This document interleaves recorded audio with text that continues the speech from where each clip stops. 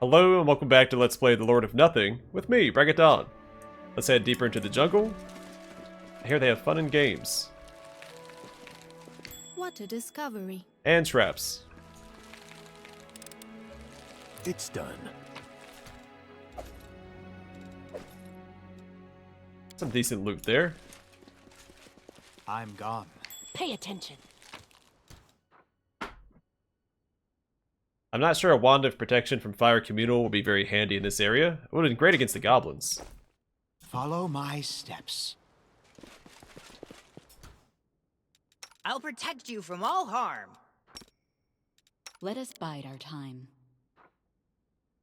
Oh, they're considered chaotic evil. Well, they are corrupted. I guess that tracks. Let's move. Clever tactics or brute force. Attack! Alright. Got a flame strike.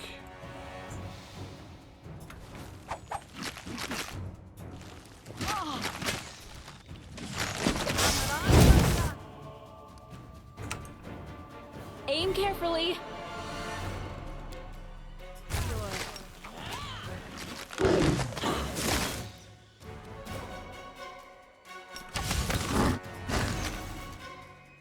Let's hear you cry. Hands off my friend. You're going down!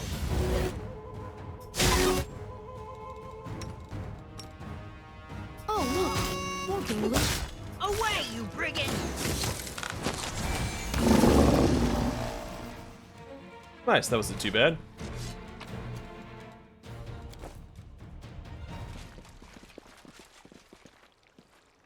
Should I look through the graves first or speak to the withered druid first?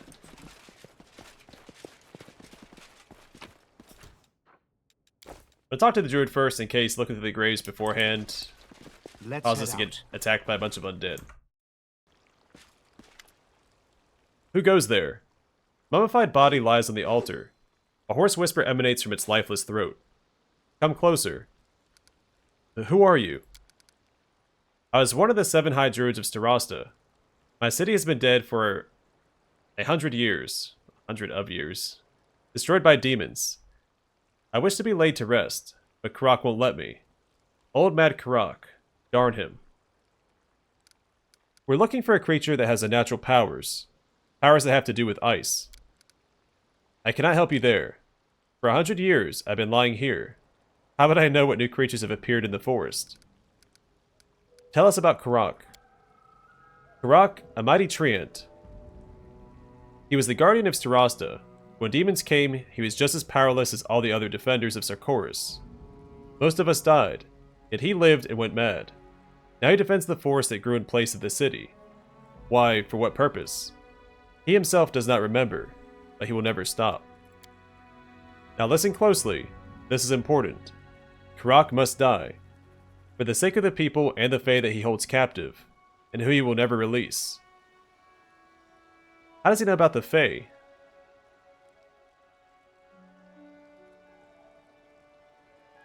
So, I wonder if this guy died before Carrock went mad, and the Fae got brought here. Guess we don't really have a strict timeline for that. And for his own sake too, he has suffered enough. And finally, also for my sake, I want peace. His power lies in the earth, and he holds on to it with 3 roots. One in the Fae settlement, and their magical flower. It protects them from the creatures in the woods, and it holds them prisoner in the mortal realm. It's hard to talk sense into the Fae, but try to make them understand that without the flower, they'll be able to go home. The second root is guarded by an old man from the village, somewhere in the woods. And the third root. The third one is inside me. Lay me to rest and Carrock will grow weaker. Burn all 3 roots, and you have a chance at defeating him. How can we lay you to rest? There's a temple nearby.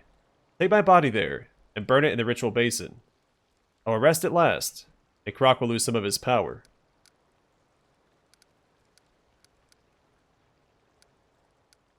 Take the body. Very well. We'll burn your body at the temple. Thank you. If any of the gods of Sarkoris is still alive, may they watch over you. Carrock's Wrath. The Mad Keeper of the Forest does not wish for you to burn the Druid's remains. Oh, I imagine not. A Tagar Warbletongue. Birds gather to hear him sing. Alta the Silent. Knew secrets of men, herbs, and beasts. It kept them well. Pendal the Groundsman. Spoke to stones, but was silent with people. Radra the Seafarer. Spoke to the dwellers of the darkest depths, and never left dry land again. Crab Sweettooth. Healed the body with potions, and the soul with words. Viv Greencloak. Knew the mysterious paths.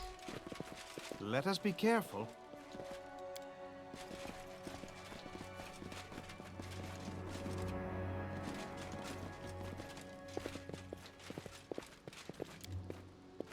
It's that guy I've again. reported a success. Only ruins remain of this great Sarkorian city. The runes on the walls indicate that this place was once called Starasta. Tread lightly.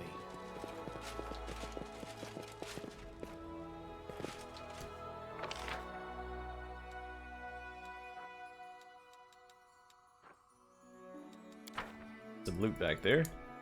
I'm gone.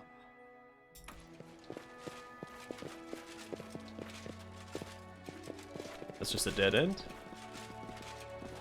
Oh, did I not take his... I didn't. Druid remains. Time-worn earthly remains of the ancient guardian of Starasta.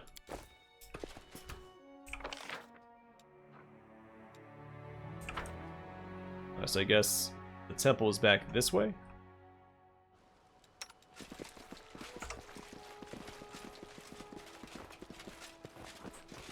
Tainted ice. Let's kick their backsides. Oh, whoops.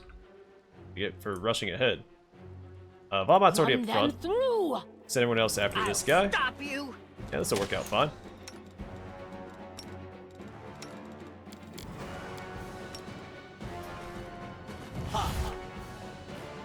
Well, except for they're just walking right by.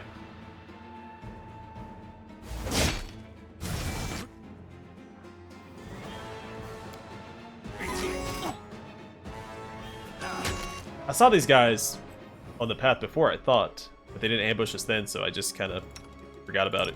When we first came through here, we disarmed that one trap. Forwards. Hands off, my friends. Away, you brigand. A solid plan. Out of my way!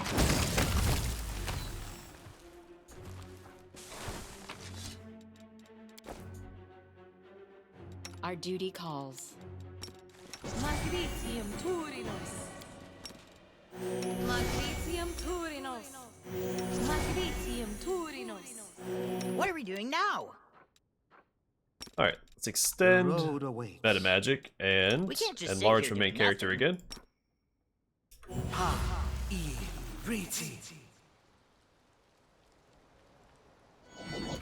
In fact, probably worth give this to Penta as well for Good Hope.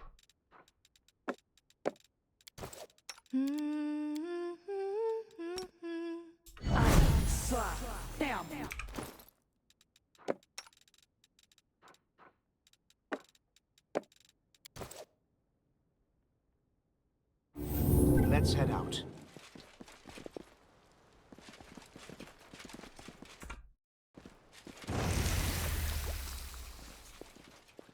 I got you!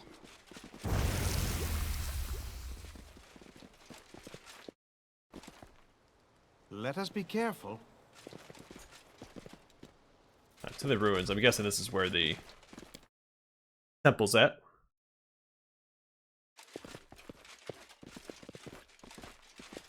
Tread lightly.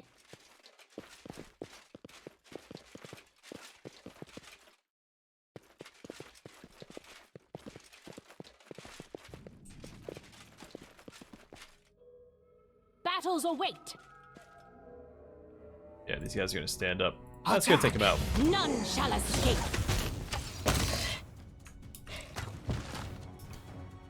No need to risk it. No holding back. Thought I saw another one.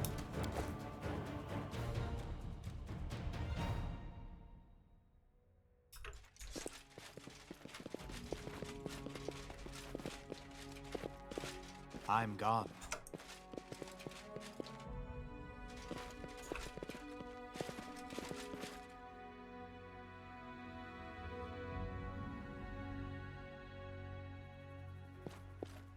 Looks like Akshan.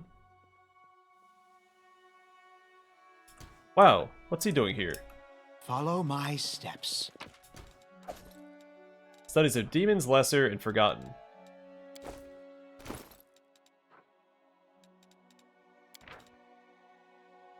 The yellow pages of this thick tome are peppered with notes.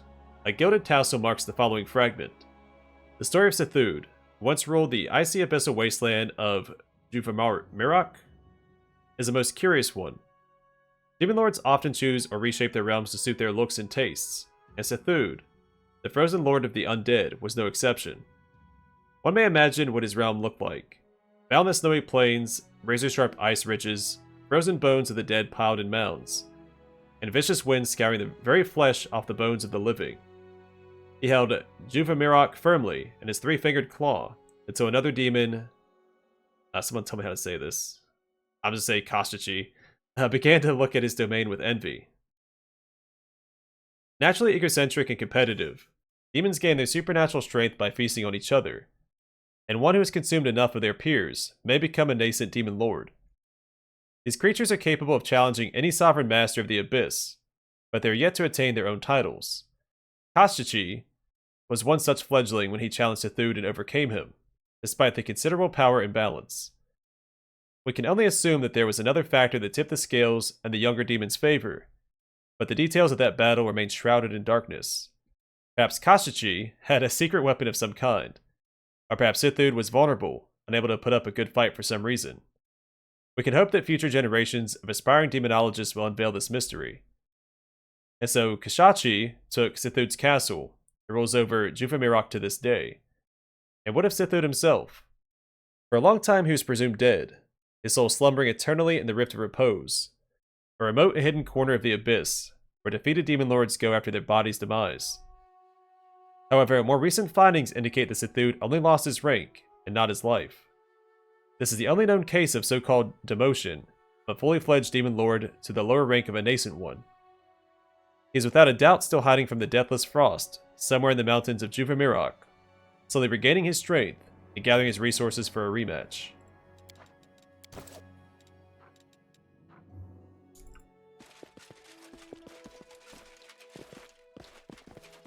Let's head out.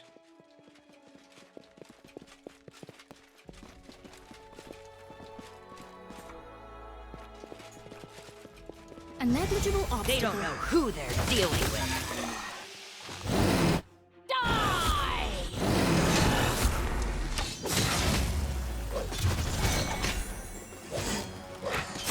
Weak point detected. Attack!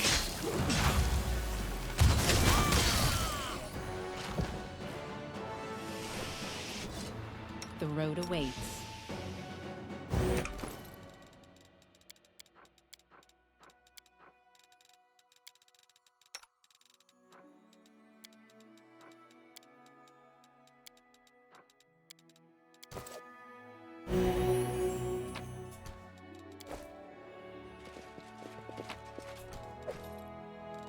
Unless you bolster him at a magic rod.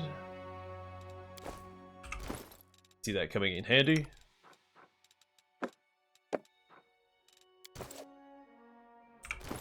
Probably go and drink one of these.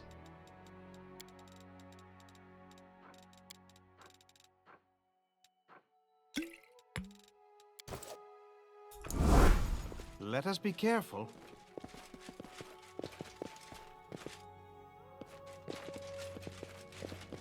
Something here. I serve the Crusades, strange as it sounds. Agreed. You gonna make it past that?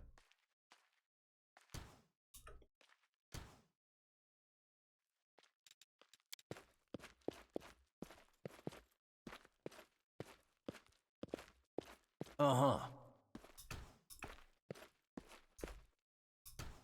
I guess not. cloud kill, so it's not a problem, but we missed out on experience because of that. Is this what we were Tread looking lightly. for? Please focus. We just couldn't get past that trap. All this waiting You're not bores half me. bad.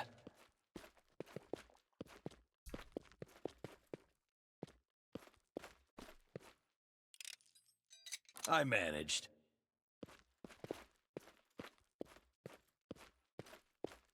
Off in this direction. We'll stealth up for it. Using clever tactics now?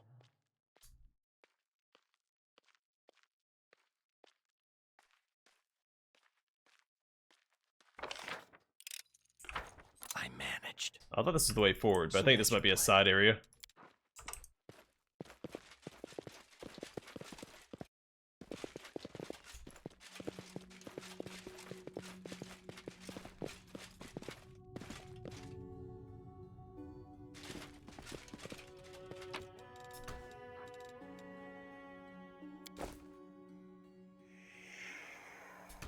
I am free.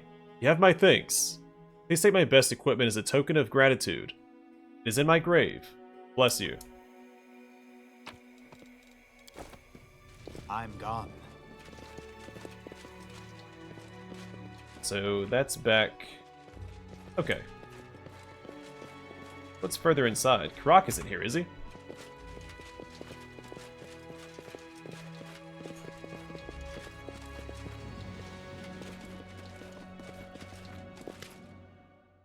Who's there? Ah, it's you. The old man who convinced the chief to listen to you is giving you a perplexed look. The locals don't come here. You really shouldn't either. Better go back. Nothing good can be found here. Who are you? Akshan's the name. And? Rekarth looks into the old man's eyes, but the old man seems to have decided that his name will suffice. Not just some regular old man, if you're comfortable walking around ancient ruins filled with monsters. And the chief listens to you. So what's going on? You are correct, young man. I have my secrets. And I have absolutely no intention of divulging them to you. It's like divulging. Came out weird. Let's just say, I'm old and I know things. The chief listens to my counsel. And the ruins. There are many secret passages here. I have no reason to fear the monsters. What are you doing here? Wouldn't you like to know? Well, there's no harm in telling you, I suppose. You know that there's a dragon in these woods? Of course you do. You arrived just in time to see the show about how he helped to found the village. We used to be at odds. Now there's a kind of a truce. But dragons are fickle. What if he decides to attack the people again? Fortunately, dragons are also very greedy, so I'm placating him little by little. The old man shows you a handful of dirty gold coins. Many treasures can be found in the ruins of the city, if you don't mind getting your hands dirty. We have no use for them, and the dragon loves shiny things. I bring everything I find here to him, a kind of tribute. We're looking for a creature with unnatural powers, somehow connected to ice. Well, go on, look away. I won't be stopping you. We have to go. Now you're making sense. Go, go.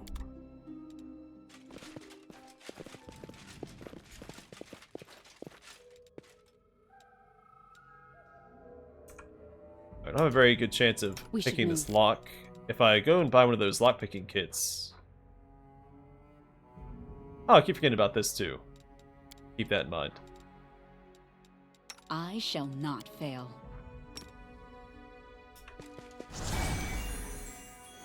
The mission must be carried out. 30%. Not great odds. I'll give it a shot though. Damn it. That's jammed, of course. Our duty calls. Let us bide our time. Oh! I thought this was the... That was me trying to bash the door open. I'm gonna reload that because I've... looked at the wrong thing. Or I didn't actually read it. So I didn't misread it. I'm so used to playing another game. Like, oh, okay, I can lockpick it, or I can try to You're not break half it down. bad. The road awaits. No time for standing around. So, we'll do this one time. It's done. And it worked. Okay.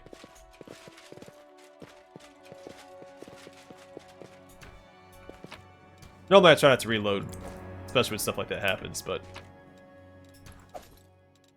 What? Shock Thundering Trident +2. I'm gone.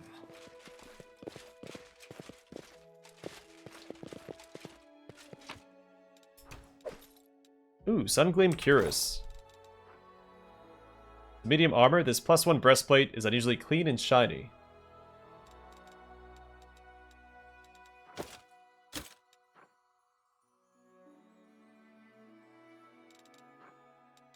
I'm not looking at Don Bunyan. Armor class is a little better.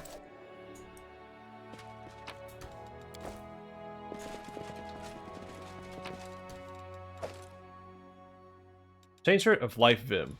That's in the main campaign as well. This +3 Chain Shirt grants the wearer a +4 profane bonus to armor class against the attacks of non-living creatures. This is very specific.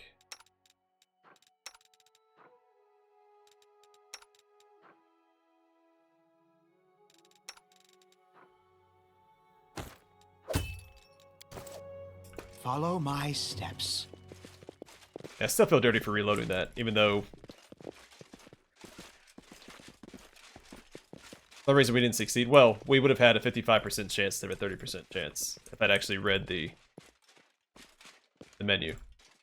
Oh, she's encumbered with that. I think it really matters.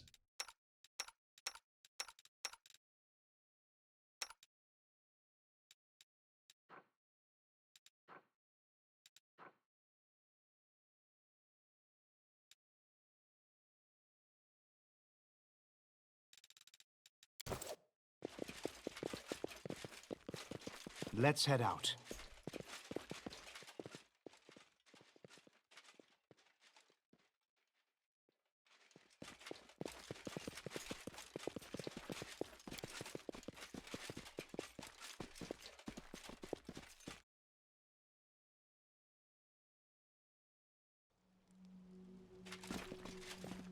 Let us be careful.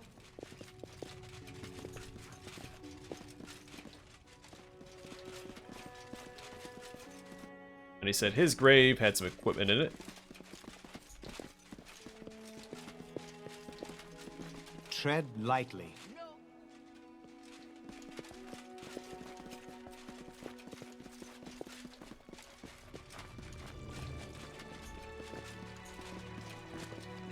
I'm gone.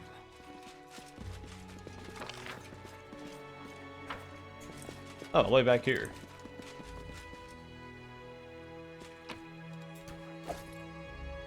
Dirge for Sarkoris. It's a club. This +2 keen, heavy mace of Sarkorian make deals an additional 2d8 holy damage to undead and grants its wielder a +2 bonus to strength.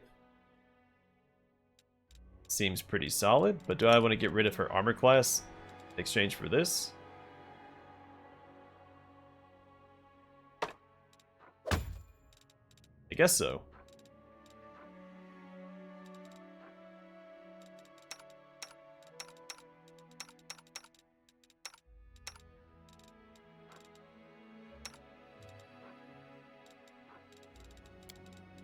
He can have this and this. Follow my steps. I guess we just go back to the town, right?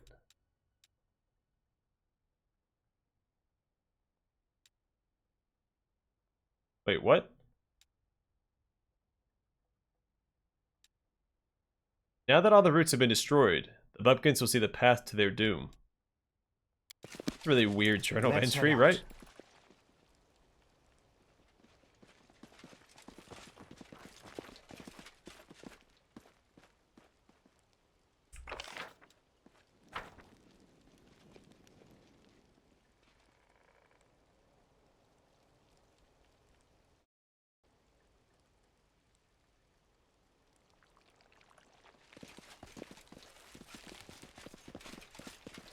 Tread lightly.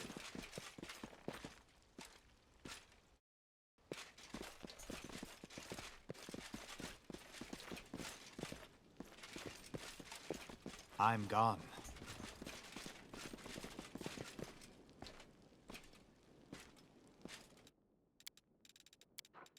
Don't need the trident. Don't need these, or... Well, you know what? Well, no, we don't really need intelligence on anybody else, do we? I think we can safely sell that. Then I can buy this marksman's headset for Rekarth. I probably don't need the small bag of holding. I'm going to buy it anyway.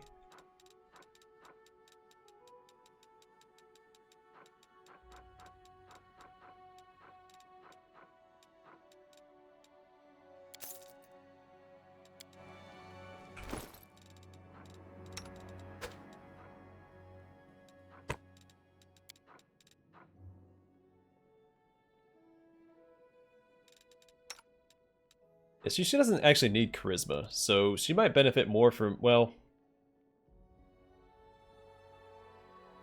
Using the Bardic Performance ability, we're not really burning through it very quickly, since every time we cast it, we actually get 3 rounds of it. So this might be better for her.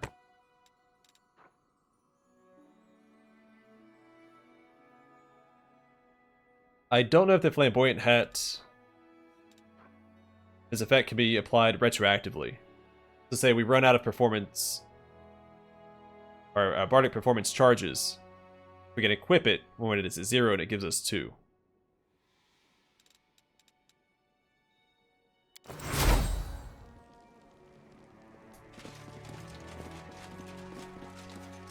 Follow my steps.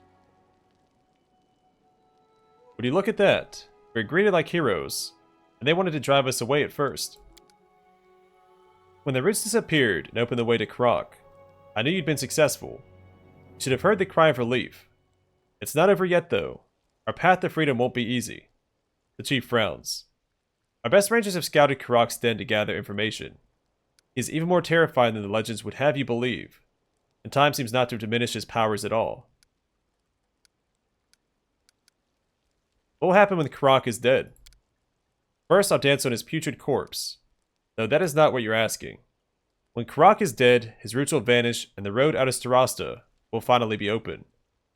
Oval's voice trembles on those last words. We have old maps. We will go to our people. What is the point? Your scouts could have died. They could have, but going to the fight blind means we all could die, or could all die. In any case, the risk was less than expected. Over many years, Carrock had grown accustomed to safety. He knows some of his roots are weakened, and pays no heed to it. That means we can still ambush the beast. Great, that raises our chances. Correct observation, according to my calculations. No. Sentry stands on his tiptoes and covers the android's mouth with his hands. No more calculations. He'll just say something like, we used to have 1 chance in a million, now we have 2 chances in a million. Be quiet, please. Don't spoil the morale. Do you think we can take on Carrock? I do not know. By Omade, we will prevail. If not, well, then we shall die as crusaders, not as woodland savages. Like the crescendo. Oval looks at his people confidently. This is our first chance in 100 years to get out of these woods. It might be our last. What do you say, warriors? Shall we fight, or shall we cower? The tribesmen answer the chief with a war cry and raised arms. That's the spirit. You're worthy of your ancestors. Thank you for your kind words. Now, let me show you another ally. It's the Dargon, who might be mad that we stole his treasure. A massive dragon moves gently, trying not to clip the huts and the people with his tail and powerful limbs. It looks at the chief from above. You wish to go to battle with the outsiders, and take the people with you. That's madness. Chief, it'll be a massacre. Your people will die, and their blood will be on your hands. Then come with us, you cowardly lizard. Our ancestors took care of you, and repay their descendants for their kindness. I protected this village for 100 years. My debt has long been paid. Dying for you mortals is not the oath I have taken. Coward. Hubble's face shows disdain. No matter. We'll do it without him. You can talk to that lizard, but I know his answer already. He does not care. He will not join us in the final battle. The one tie that bound him to us is his own scaly hide. It's a dragon. It's a coward. Hubble spits on the ground. A useless lizard. When shall we strike? We shall move on your word. We are ready. I have some unfinished business. Do not linger. We'll be waiting for you here. So he might be mad that we raided his Let's head out. stash, but we do have that wand of Our protection duty communal. calls. Fire protection communal. That I should probably pull out just in case. We should move.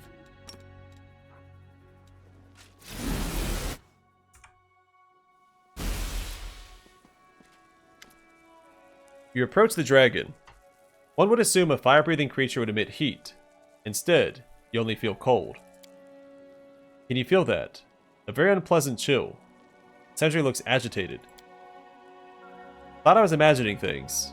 Bad sign if you ask me. Hello, little coin. You've rolled from beyond the woods and right into my talons, have you? The dragon watches you and your companion with great interest.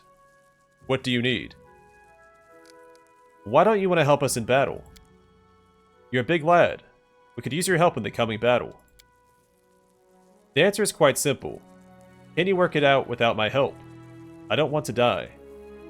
The dragon gazes into your eyes.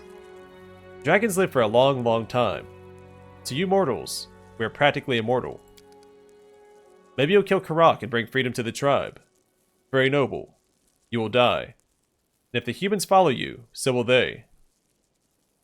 And your deal with the chief will mean nothing. Dead men need no freedom. I'll not help those fools kill themselves. That's why I'm leaving. You don't believe we'll win? Ah, my little coin. How mortal of you to say that. This isn't a question of belief. 100 years ago, chance forced me to fight on the side of the Crusaders. The best of their kind they were, men and women tempered like the finest steel. And did we win? No. We barely made it out alive. 100 years have passed. The situation might have changed. Dragons become more powerful with age. That is a scientific fact. What if Carrock is less of a threat to you now? The dragon chuckles, wisps of smoke rising from his nostrils. You might be right, my talking treasure. I'll not put that theory to test, however. Can we talk about you? And seeing as this is your last chance, ask away. After all, why not? How did you get here? Crusaders chased me into this blighted forest. Ancestors of the villagers. I was young, reckless. I wanted to fight. My wing was damaged in the first battle. And then they gave me a real chase. How did you end up protecting this village? An old oath. The dragon spits out the words. I fled the battlefield right into this darn forest. A group of crusaders pursued me. We clashed, and our fight attracted Carrock's attention. The master of these woods had already gone mad. He didn't want any new tenants in his domain. He unleashed his wrath upon us. We'd all be dead if we hadn't banded together. And that's how it's been ever since. Fate, demons take it. If it weren't for my damaged wing, I'd have left those fools to the local floor long ago. You have a different disguise. You seem to be a dragon expert, my curious coin. Of course, I have another, less magnificent form. We might even have talked back there in the village. Who knows? Does anyone in the village know about your mortal form? No, not a single soul. I like to wander around, as they say, incognito. So you enjoyed being among people in disguise? Enjoyed? A dragon isn't motivated by enjoyment, but by curiosity. I found it interesting to listen to their talks and songs by the fire. Their old wives' tales. Come to think of it, these little mortals are most curious creatures. I want to ask you something else. What a large amount of curiosity for such a tiny creature. I think Sethu's soul shard is inside you. The dragon looks at you steadily. I have no idea what you're talking about, little coin. Does the name Sethud mean anything to you? Sethud. Sounds familiar. It's a name, yes? I've heard it before, but where? You have visions. Well, you know, like waking dreams. Sometimes it comes over me. Ice, freezing cold, snow and old bones. Sendri shivers. The dragon closes his eyes. What a good name, waking dreams. I call them ice memories.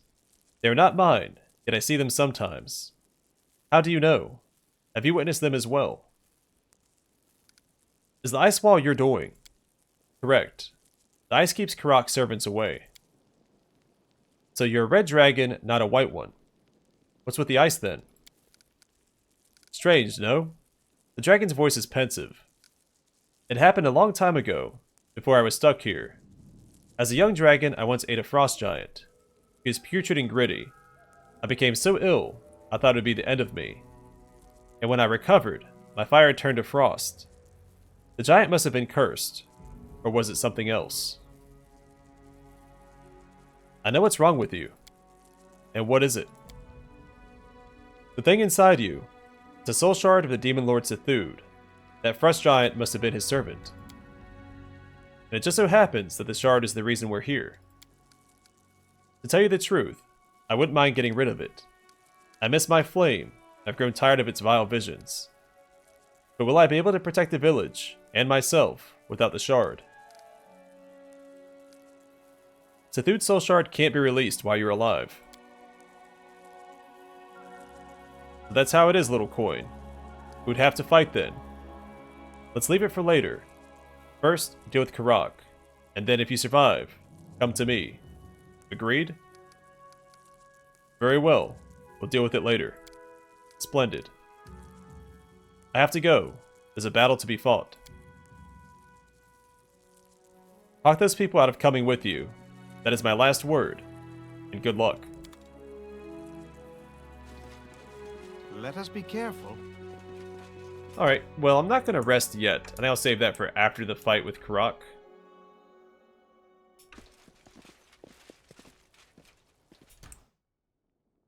Because then we have to fight a dragon, it looks like, so. Tread lightly. I'm going to call it here. Next time, we'll talk to the tribe chief. And probably tell them to stay behind.